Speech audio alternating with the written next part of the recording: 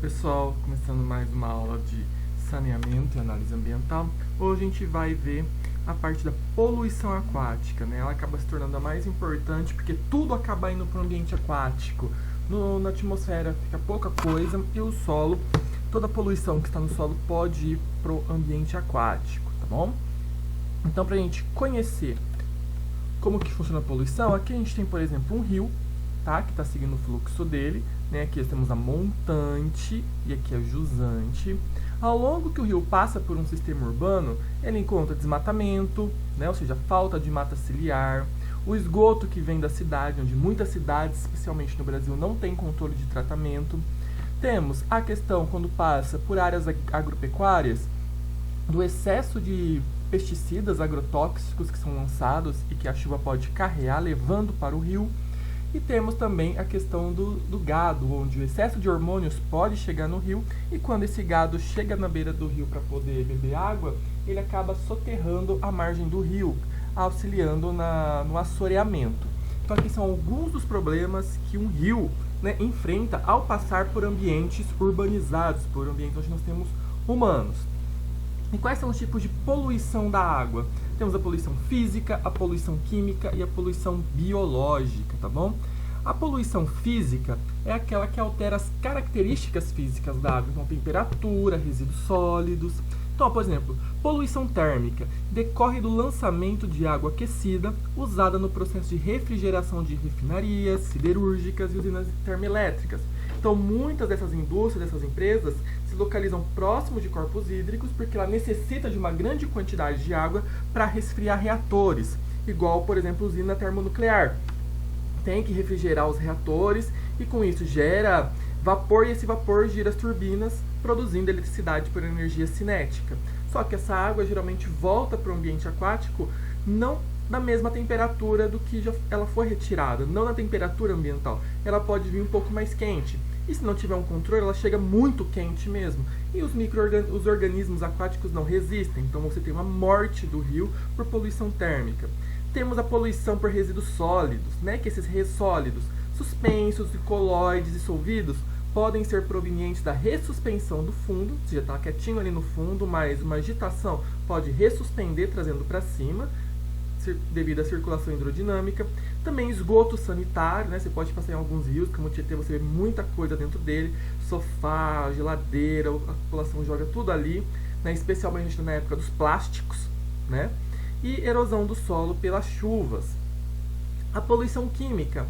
Há dois tipos de compostos químicos, os biodegradáveis e os persistentes. Os biodegradáveis são produtos químicos que, ao final de um tempo, são decompostos pela ação das bactérias. Então, hoje, muitas substâncias químicas utilizadas no dia a dia são biodegradáveis, como detergentes, alguns inseticidas, fertilizantes e o petróleo, tá bom? Só que o petróleo, às vezes, pode demorar, ele é biodegradável, só que ele pode demorar por falta de outros nutrientes. Já os persistentes são produtos químicos que se mantêm por longo tempo no meio ambiente e que pode acumular nos seres vivos, que a gente já comentou na aula de ecotóxico, como, por exemplo, o DDT, o mercúrio, o cádmio, né, que são os metais pesados mesmo.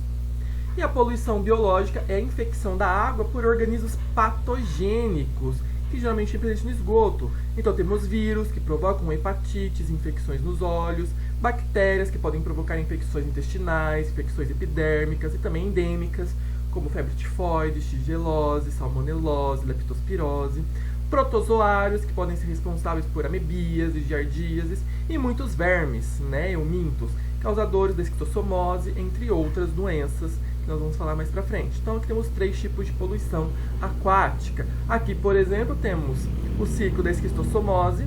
Então uma pessoa infectada, né, a pessoa tem que estar infectada com esquistossoma, defeca próximo de água ou na sua casa e o esgoto chega na água. Lá vai ter os ovos. Do ovo vai sair a larva miracídio, tá? Que é uma larva toda ciliada, lembrando que ela não é a forma infectante. O miracídio vai atrás do hospedeiro intermediário, que é um caramujo planorbídeo. Lá dentro sofre duas metamorfoses, produzindo centenas de cercárias. Essas cercárias, sim, são a forma infectante do organismo animal de sangue quente.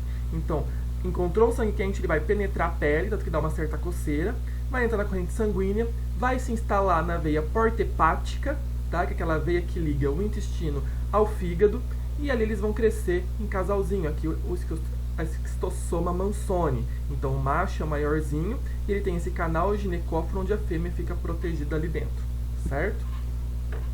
Quanto ao comportamento dos poluentes, dos contaminantes no ambiente aquático, depende de vários fatores. Então, da diluição, né? Ou seja, o rio é pequeno, o rio é grande, isso vai ter um máximo de solvente, então eu vou diluir o meu contaminante. A temperatura, que pode influenciar, sim, a atividade do contaminante. A ação de micro-organismos, igual eu já comentei sobre a questão do mercúrio. A luz, que pode causar fotoxidação. A gravidade, né? Se for um metal pesado, ele pode precipitar e ir para o fundo. E o próprio hidrodinamismo, que pode espalhar ou não esse contaminante. Então aqui todos estão interligados, não tem como separar. Então são várias questões ambientais que podem interferir no comportamento de um contaminante.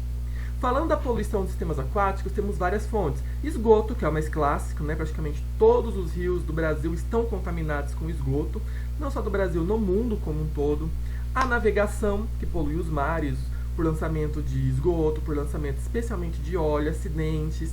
O lixo, tá? O lixo ele pode ir como resíduo sólido e chegar nos rios, ou ele tem a questão da produção do chorume, né? Aquele líquido da decomposição que pode percolar, infiltrar no solo e chegar no lençol freático, contaminando a água.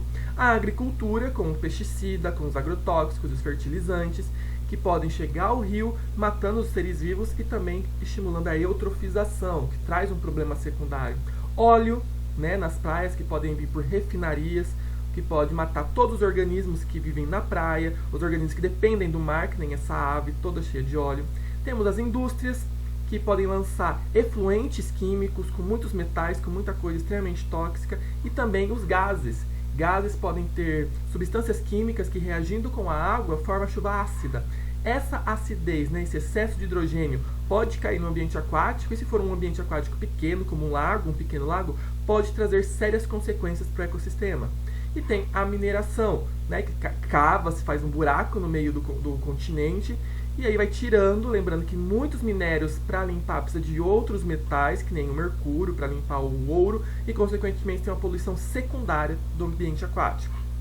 Aqui estou falando de rios, o exemplo mais clássico do Brasil, que é o rio Tietê, né, um dos maiores rios do estado de São Paulo, e que ele é totalmente um esgoto, né, céu aberto, literalmente, e infelizmente isso. Aqui ele passando, aqui a gente tem um pouco de detergente, dá para observar, né, que ali tem uma fonte chegando e tem degraus. Esse degrau oxigena, o que faz com que o detergente vire espuma. Temos aqui o Tietê passando pelo meio de São Paulo, você vê que é um rio morto. Olhando assim, nossa, a paisagem bonita, mas a gente sabe que não tem nada de bonito, é totalmente morto. Né? O Saturnino de Brito ele queria construir florestas de cada lado, ele queria que fosse o maior parque do mundo urbano, mas o Rebouças quis criar o quê? Rodovias ao redor. E lembrando que vai inundar, isso é prático. Um rio totalmente retilinizado, concretado, perdeu todas as suas características. Teve aí na época de 90 essa publicidade, né, a maior obra de saneamento do Brasil, uma das maiores hipocrisias, mas sabendo que nós estamos no Brasil não é nenhum grande segredo, que olha a situação embaixo e olha a propaganda em cima. Cadê essa obra? Né, o brasileiro está esperando até hoje. Aqui, vindo mais pra gente, o rio Bauru, né, bem menor que o rio Tietê, ele é um afluente do Tietê, ali em Pederneiras, Boraçá, ele vai chegar no Tietê, e ele é um rio também totalmente contaminado com esgoto. Né, ele tem um maior movimento, assim, a gente vê que ele tem uma correnteza maior que o Tietê, só que ele tem uma lâmina d'água pequena. Também retilinizado, concretado, ou seja, não tem infiltração no lençol freático, não tem absorção, não tem uma zona hiporreica, que é importante, mas tem lixo, né, muito lixo, e 98% do esgoto de Bauru cai no rio Bauru. Então a gente observa aqui, ó, você passando pela Nuno de Assis, a avenida ao redor, você vê vários canos de esgoto caindo no rio Bauru. Tá? Aqui o outro, daqueles bem grandes mesmo. E dá pra perceber, né? Ó, formou espuma, tem poluente. Aqui, só observar a carga, né? A cor, dá pra perceber a concentração de carga orgânica e é muito poluente para o nosso rio. E o rio, como que o rio se comporta com a poluição? Então nós temos o que a gente chama de curva SAG, tá? Que é uma zonação de mudanças no perfil físico, químico e biológico do rio. Então, se a gente observar aqui no início, nós temos uma zona limpa. Ou seja, temos vários tipos de organismos, nós temos uma alta concentração de oxigênio dissolvido, que é essa linha azul, Embaixo, em vermelho, nós temos quase zero demanda bioquímica de oxigênio, DBO. O que é a demanda bioquímica de oxigênio? É a quantidade de oxigênio que os micro-organismos vão precisar para degradar a matéria orgânica. Ou seja, quanto mais matéria orgânica, maior a necessidade de oxigênio pelas bactérias, maior vai ser a minha DBO. Ou seja, quanto mais esgoto, maior a DBO.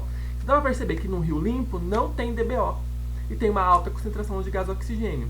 Quando o esgoto cai, né, para ver que associado ao esgoto tem desmatamento, a DBO cresce 90 graus instantaneamente e o oxigênio começa a diminuir, porque os micro-organismos estarão utilizando esse oxigênio para degradar aerobicamente a matéria orgânica. Então nós temos aí uma zona de decomposição.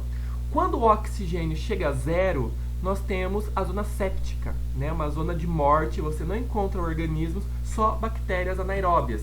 É difícil você encontrar um animal, qualquer outro organismo, a não ser os quironomídeos, que são larvas de mosquito, mas mesmo assim. Se não tiver outra fonte poluente, se não tiver outro esgoto chegando, o que é difícil nos rios brasileiros, né, esgoto toda hora, ele pode se recuperar. Então nós temos uma zona de recuperação. Então, com o movimento do rio com fluxo, vai diminuindo a minha concentração de matéria orgânica, ou seja, diminui a minha DBO e começa a aumentar a concentração de oxigênio, até que eu possa voltar para uma nova zona limpa. Então, o rio por si, ele pode se recuperar? Pode, tá? Desde que pare a fonte poluente dele. Tudo bem? E aqui, para a gente ver em outro gráfico, nós temos aqui a primeira parte, OD, né, oxigênio dissolvido. Então, ó, tinha uma alta concentração, caiu o esgoto, ó, lançamento de esgoto orgânico, decai, chega na zona séptica, quando quase zero, e depois ele começa a se recuperar. Lembrando que essa recuperação ocorre desde que não haja novos lançamentos. Observando aqui, temos a DBO, né, vermelho, era baixa, aumentou exponencialmente não, né, 90 graus praticamente, aqui precisou, e ao longo do tempo foi diminuindo, porque foi reduzindo a matéria orgânica. Nitrogênio amoniacal foi aumentando, porque com o esgoto vem ureia, tem as bactérias que produzem a urease, que converte ureia em amônia. Então, num rio limpo não tem, caiu o esgoto, a concentração de amônia aumenta, né, NH3, e depois diminui. E nitrato tem bem pouquinho na água, tá? Porque tem uma certa fixação por micro-organismos e que vem do solo também. Mas quando chega na zona de lançamento de esgoto, decai, porque ele vai ser um composto oxidante, ele tem oxigênio, né, NO3-, então ele vai ser utilizado. E depois ele começa a aumentar conforme o nitrato vai diminuindo. E quanto mais oxigênio, maior a concentração de nitrato. Quanto aos micro-organismos, nós vemos que as algas têm uma concentração. Como cai esgoto e o lugar fica escuro, né, aumenta a turbidez, não tem fotossíntese, diminui. Aí depois, durante a recuperação, ele vai aumentando sua concentração de algas. E ela aumenta extremamente mais, que a gente chama de eutrofização, porque o esgoto trouxe nitrogênio e fósforo para as algas crescerem. Bactérias e fungos tinham uma concentração quase nula, também aumentam vertiginosamente. Aí depois também diminui. Tá? Então esse é o comportamento de um rio durante e após o lançamento de esgoto. Tem como ele se recuperar? Sim. Como recupera o Tietê, professor? É só parar de lançar esgoto. Parou de lançar esgoto? Deixa ele quietinho. Deixa ele quietinho que ao longo do tempo ele se recupera. Mas falta interesse do poder público para isso.